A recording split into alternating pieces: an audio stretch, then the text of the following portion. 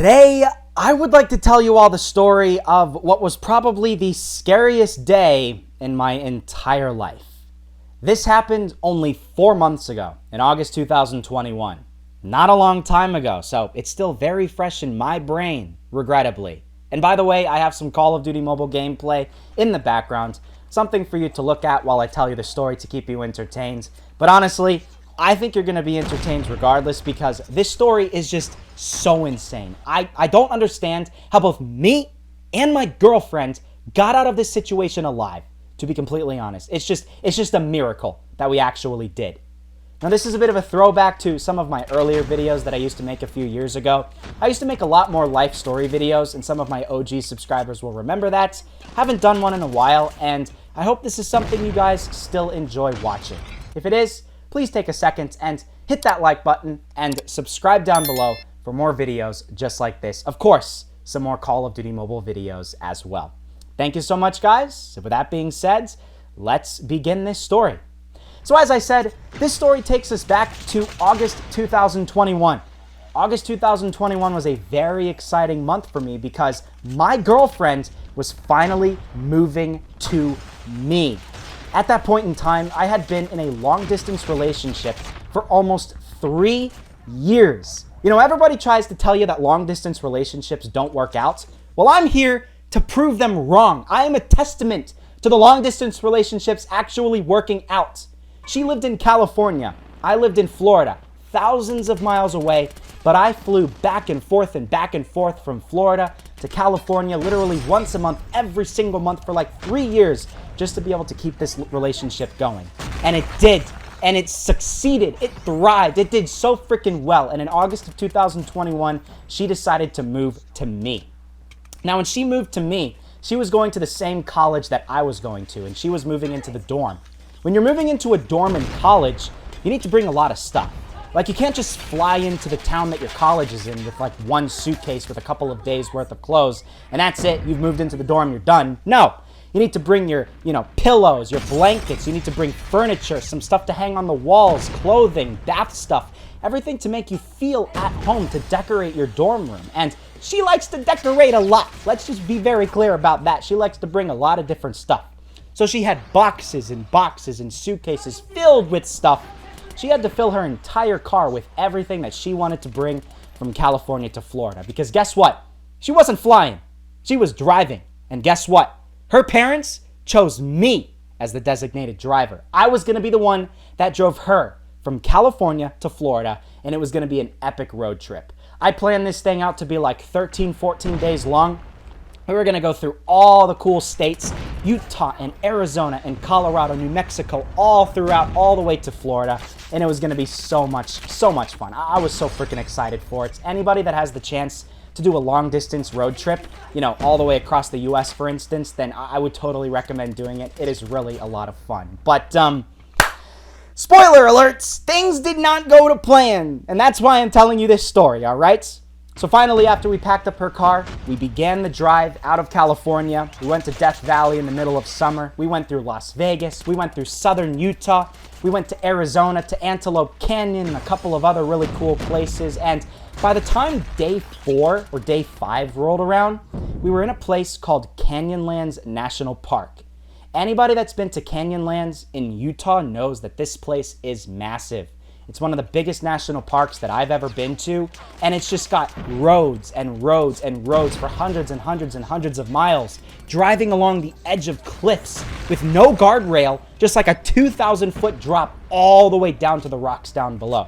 Sometimes you're driving around a turn, and you look down, and you see down there, like, the remains of cars that crashed back in the 80s that they still can't get up and rescue. Like, it's just gone. If you crash there, you're going to be there forever. There's no hope in getting your body out of there, all right? So it was a little bit scary, but we were having fun. We were driving around, and at this point in time, I had been driving the entire road trip. She never started driving at all, and, I love my girlfriend so much, but she just does not drive enough. Whenever I'm there in California, I'm always the one that drives her.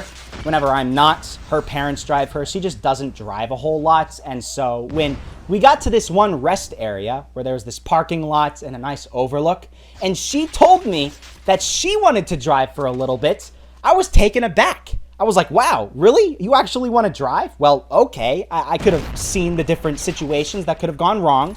She's not that comfortable with driving, so what happens if she drove off a cliff?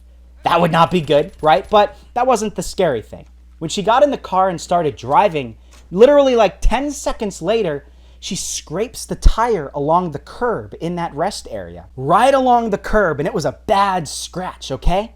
When we got out and we looked at the tire, the entire side of the tire had like a big chunk of rubber just ripped right out of it. And that was bad, because anybody that knows anything about cars knows that if you get a nail in the bottom of the tire, screw or something like that, you know, it's not a big deal. You can fix it and then continue driving on that same tire. If you damage the sidewall of the tire, that is bad. At any point in time when you're driving with a damaged sidewall, depending on how badly damaged it is, it can just explode. That tire can pop, and obviously it's gonna send you careening off into whatever direction that tire exploded in, right? So think about it. We had a damaged tire. We were in the middle of Canyonlands National Park, where there are cliffs everywhere and no guardrails. If we started driving and this thing popped, exploded, we would be sent right off a cliff, 2,000-foot drop, and die. Me and my girlfriend. And her parents, you know, depended on me keeping her safe throughout this entire road trip. So I was like, okay, we can't drive. We got to think of a different situation. So we called AAA. She has AAA insurance, and they're just like, well, we can send out a tow truck to you, but it's going to be like 5 hours, and we can't guarantee that they're going to be able to take you too.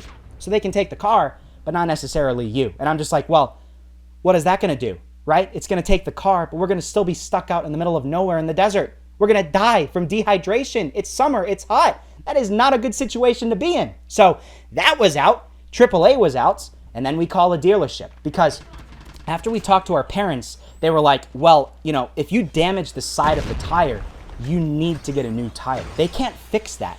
You have to get an entirely new tire. So we called the dealership up. We explained the situation, and they're just like, well, here's the big problem. You have a very, very special tire on your car. This tire is on national back order. So that means there's no dealership in the country that even has your tire. And obviously, you can't put two different tires on a car. That's just not going to work. You need to have that specific tire, and no one has it. And we're sitting here in the middle of the desert thinking, well, what are we going to do? Where are we going to go? There's no good situation for us right now. So what we did is, for the next like 2 hours, we called all of the different dealerships. We had to be put on a hold so many times, trying to see if anybody might have potentially had at least one tire. And finally, we found one dealership left that had one single tire. One dealership, one tire in the entire country. And this was in Phoenix, Arizona. It wasn't too far away, but it was still about 500 to 600 miles away from where we were at that point in time. That was like a 7-hour drive if you drove at normal speed. Now here's the big problem. A lot of people are gonna say, well, you could put on a spare tire and drive to the dealership. Spare tires don't last that long. They last like maybe 200 miles if you're lucky. We had to drive like 500 to 600 miles, so that's out. And this tire could explode at any point in time. When we talked to the dealership, they said that they could hold it for us, but since we were in Utah and they were in Arizona, they couldn't send a tow truck out to pick us up. No, we were on our own. We had to drive to that dealership in Arizona. And that meant we had no other thing that we could do than actually drive the car to that dealership in Arizona, like literally a 7-hour drive at that point in time from where we were. We were right smack dab in the middle of Canyonlands National Park, as far away from the entrances you could get. So that meant we had to start driving on this severely damaged tire all the way out to a different state entirely to try to get to Phoenix, Arizona. This tire was so damaged, our parents said, that at any point in time, it could explode. We had to drive along the edge of 3,000 foot cliffs, and this thing could explode, send us careening off the side of the cliff at any point in time.